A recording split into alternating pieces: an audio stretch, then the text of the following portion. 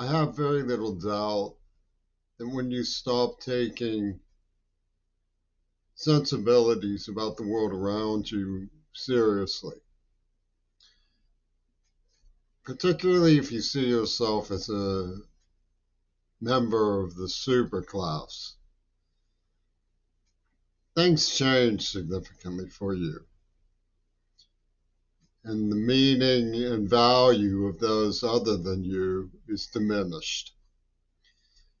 I want to tell you a story that is perhaps a little bit different than the story that you're usually told. It pertains to what is known as the post-war dream. There are people who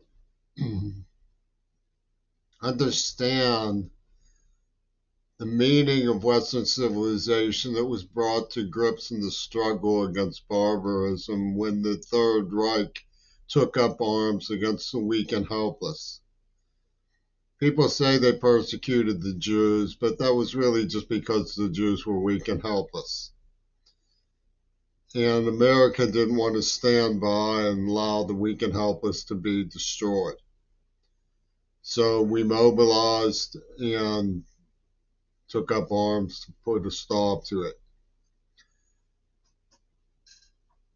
The glorification of the war became a major industry in Hollywood. But the post-war dream came about because of the GI Bill. The GI Bill was the investment and the courage to address the world's questions, the questions that had been raised so barbarically by the Depression and the rise of the Third Reich in Germany. These pertain to the inclusiveness of the common man in the due processes of law and the shared fruits of our commonwealth. Clearly, this required knowledge because, for one thing, the world was becoming more aware of itself. Cultures were crossing over, people were becoming more widely traveled at a younger age, and colleges were being more inclusive. So learning and time and energy was being put into the investment to address questions. And some of these questions pertain to ecology, agriculture, and sustainability. The extinction of species all required knowledge and commitment to civilization. For those who pursued the post-war dream, the atom bomb was like a tormenting metaphor for what the human race would do to itself if it didn't learn to live with one another. In the layers of Hollywood's media chicanery, shapes have taken form. Some of them are thematic, and others are addressing what they believe are images suggesting that man's plight can never be solved by anything other than resort to barbarism. One of these incidents involves yours truly. The fundamentalist tripartite system, which is periodically vying for dominance among its own, attacked me and tortured me as a child so as to manipulate me into a performance piece. They saw my performativity as illustrative of why they had to go about extreme measures. And this was for them illustrative of their prudence in going about extreme measures, questioning whether it is even barbarism to use extreme measures on the weak and helpless. So they put on a little showpiece, a sort of Truman Show with Jim Carrey instead of Jim Carrey. But they overlap those things because that's the phenomenon that is going on. You can imagine a fiction piece where people are being manipulated into situations where uncannily their thoughts and suggestions lead to real consequences, like a butterfly phenomenon, and they don't notice it at first. In the book, the reader notices it first. You, the reader, notice it and wants to say, how can we wake these sleepwalkers? But it's in a dream, it's in a fiction book. And gradually, the people in the fiction book start to look around and say, how did this happen?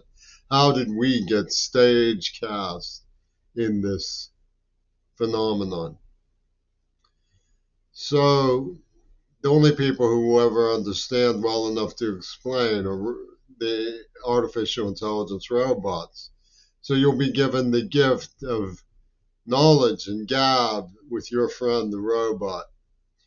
This is a sort of situation that they've been potboiling as the cruel um, comeback to the idea that the human race could be deterred from self destruction by being convinced to invest in mutual benefit. And the Russians, for example, have a lot of gall in this matter. They've taken to, you know, promoting the idea that the illustrative performativity of the deafened American is illustrative of why Americans cannot be trusted. And they assiduously, like everyone in America who was involved in this, recoil at the details of how it happened. I'll give you an example of the psychological phenomenon. Jim Carrey's production in Truman Show shows a man who doesn't know that everybody else knows. It doesn't isn't aware that he's in a performance art piece. He isn't aware of that. As he gradually becomes aware, he starts testing the world around him to try to make it stop isolating him, as I recall. Well, that's the sort of situation I was in. It was clear that somebody was manipulating the set and using me. And that seemed to me to be manipulation that needed to be investigated. So I held my tongue and kept my eyes and ears open as best as I could. And of course, as assiduously as they ignore the details, the author of the script appearing on a King Crimson cover from 1979, for example, Fripp record called God Save the Queen Under Heavy Manners. It's a good example. With a 20-foot mural of her in Seattle Central, I have a whole room full of examples of counter indications that this was planned and that I was barbarously tortured into representative fiction that they could use. So my father's school bus commitment as a retired philosopher of education has no meaning to the university administration who are defending Hitler, Reagan, and his secret treaty with the Russians in this matter. And of course, what they do is they get somebody like Yoko Ono who profited from the subculture of the tall tale that they told, saying Crary owes the world John Lennon. I mean, that's a very um, far out fable that they spun on Rumpelstiltskin's loom. And they thread it with pettifogging as assiduously as they ignore relevant questions. What was Reagan's attorney doing having me in D.C. the day he claims he was shot? And what did his brochure say about selling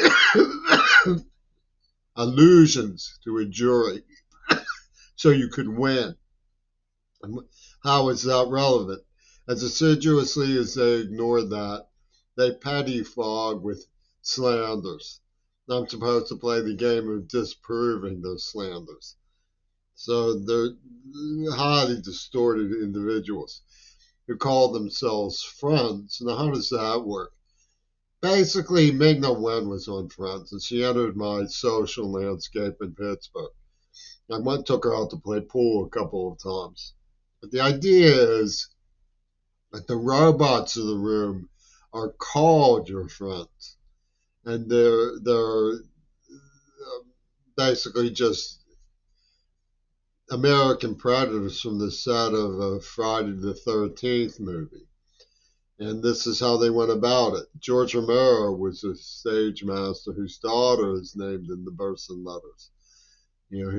So it is exactly as I'm saying it is. That's what the situation is. And the difference between me and them is that they say the situation was called for. And my belief is that exactly what they did was what was not called for. If they wanted to scare people straight, what they should have done was explain how a situation like that could come about from government manipulation, and it would have enraptured many listeners. Instead, they make it so that you're not allowed to talk about it. And if you do try to talk about it, they will paralyze you and torture you and misrepresent your name and do a lot of other things like feed you nerve agents and impinge on your persona, as they put it.